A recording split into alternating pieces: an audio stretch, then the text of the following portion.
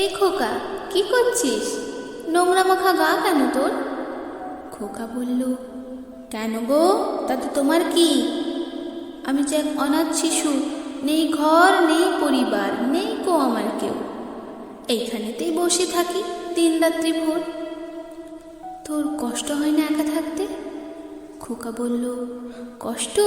কষ্ট আমার কি গো, আমি তো নই রাজার কুমার যে দাস দাসী হবে রাখতে। তোর মায়ের কথা মনে পড়ে? খোকা বলল, শুনেছি মা আমায় ফেলে গেছে এক অন্ধকার ঝড়ে, তখন থেকে এখানে বাস পশু পাখির তরে। খোকা, তুই যাবি আমার সাথে? কেন যাব তোমার সাথে? তুমি আমার কে? মা যে আমায় ছেড়ে গেছে একলা করে পথে। মা যে তোর ভুল করেছে সমাজেরই ভয়ে, তারই আজ প্রায়শ্চিত্ত হবে তোকে কাছে পেয়ে। খোকা, আমায় ক্ষমা করিস, আমি তোর মা। সেই রাত্রে ও কাজ ছাড়া কিছু করার ছিল না।